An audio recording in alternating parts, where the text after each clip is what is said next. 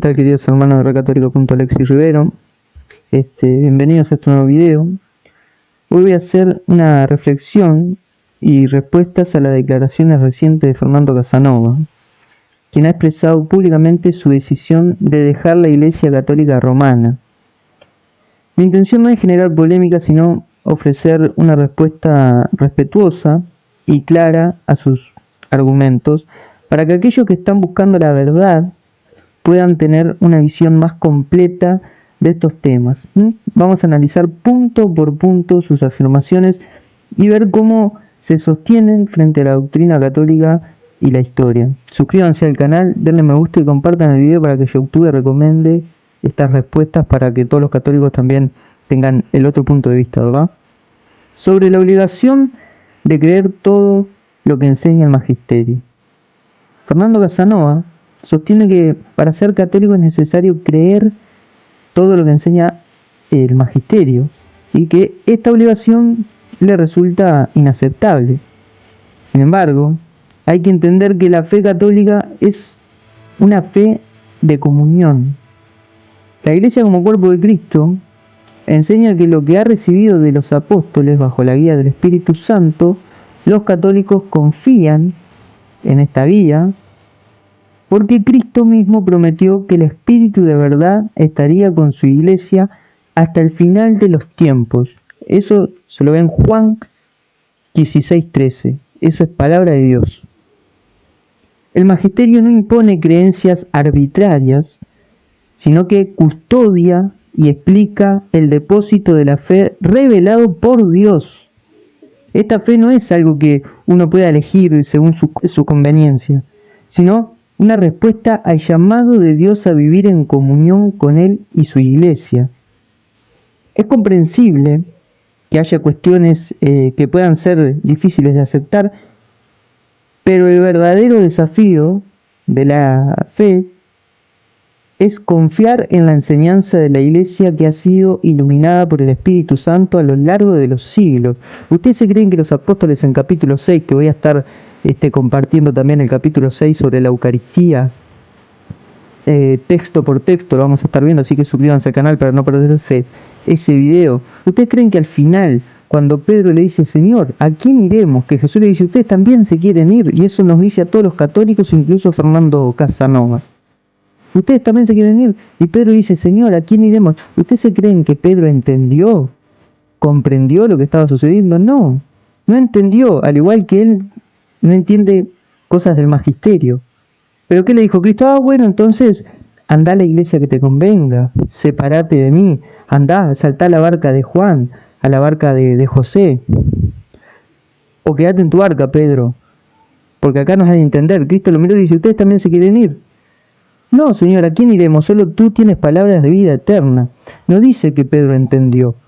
En la iglesia no nos quedamos por entender todos los dogmas que manda el magisterio, porque entender no es lo que pide Cristo. Cristo pide creer. El que cree en mis palabras. Punto 1. Vamos al punto 2. El tema del papado y la sucesión apostólica. Casanova argumenta que el papado, tal como lo entiende la Iglesia Católica Romana, es una creación posterior y no tiene fundamentos bíblicos ni históricos. Sin embargo, la sucesión apostólica y el primado de Pedro está claramente presente en las Sagradas Escrituras y en la tradición de la Iglesia. En Mateo 16:18, Jesús le dice a Pedro, tú eres Pedro y sobre esta piedra edificaré mi iglesia. La piedra sobre la que Cristo edificó su iglesia no es solo la confesión de Pedro, sino Pedro mismo. Suduei Petro, caíet pit tautete Petro. Así le dijo. Es Pedro mismo, como líder de los apóstoles. A lo largo de la historia, la Iglesia ha entendido que el ministerio de Pedro se perpetúa en sus sucesores, los obispos de Roma, quienes tienen un papel de unidad y servicio en toda la Iglesia. El papado no es un invento medieval ni un ni una distorsión de la fe. Desde los primeros siglos los cristianos han reconocido al obispo de Roma como una figura clave en la defensa de la fe y la unidad de la Iglesia. Esto lo podemos ver, por ejemplo, en la carta de San Clemente Romano, escrita a fieles del siglo I, cuando interviene en la Iglesia de Corintios para restaurar el orden. Punto 3. El dogma de la Asunción de María. Casanova cuestiona el dogma de la Asunción de la Virgen María, afirmando que no tiene una base bíblica clara y que se fundamenta en tradiciones apócrifas y leyendas. No obstante, el dogma de la Asunción no se basa únicamente en una interpretación literal de la Biblia, sino en la tradición viva de la Iglesia y en el desarrollo de la doctrina a lo largo de los siglos. La Asunción de María es coherente con la dignidad que la Iglesia siempre ha reconocido en la Madre de Dios, quien fue preservada del pecado original y estuvo unida a su Hijo de manera única. Aunque no se mencione explícitamente en la Escritura, la tradición cristiana desde muy temprano ha venerado la glorificación de María en cuerpo y alma al cielo. El dogma fue proclamado oficialmente en el año 1950, cuando Uruguay salió campeón del mundo en el Maracaná. Pero la creencia en la Asunción ya estaba presente desde los primeros siglos de la Iglesia, señor Casanova. Punto número 4. La infalibilidad papal. Otro de los puntos cuestionados por Fernando Casanova es la infalibilidad papal. Aquí es importante aclarar que la infalibilidad no significa que el Papa no pueda cometer errores en su vida, que el Papa no pueda equivocarse en su vida personal o en sus opiniones privadas.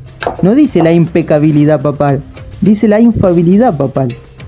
La infalibilidad se refiere exclusivamente a los pronunciamientos solemnes del Papa cuando declara de manera definitiva una verdad de fe o moral, en comunión con los obispos y bajo la guía, esto es importante, bajo la guía del Espíritu Santo. Este carisma de infalibilidad está fundamentado en la promesa de Jesús a Pedro y a los apóstoles de que el Espíritu Santo los guiará en la verdad. Juan 16:13. Ha sido utilizado solo en contadas ocasiones a lo largo de la historia y siempre con el propósito de aclarar y definir verdades fundamentales de la fe cristiana. Punto número 5. La Iglesia y la Sagrada Escritura. Casanova sugiere que la Iglesia Católica ha manipulado las Sagradas Escrituras para apoyar sus enseñanzas. Sin embargo, la Iglesia no ha inventado doctrinas, sino que ha custodiado fielmente el depósito de la fe, tal como fue transmitido por los apóstoles. La Sagrada Escritura y la tradición forman un único depósito sagrado de la palabra de Dios que la Iglesia, bajo la guía del Espíritu Santo, interpreta auténticamente. No es correcto leer la Biblia de manera aislada o con interpretaciones privadas que ignoren 2000 años de enseñanzas cristianas, señor Casanova. La Iglesia no se apropia de la Escritura, sino que la expone de acuerdo con el contexto histórico, teológico y pastoral en el que fue escrita, respetando su integridad y revelación divina. Punto número 6. La autoridad del magisterio y la conciencia personal. Fernando Casanova también argumenta que no puede aceptar ciertos dogmas porque van en contra de su conciencia personal. Es importante recordar que la conciencia es una guía interior para actuar correctamente, pero debe estar bien formada y en sintonía con la verdad objetiva.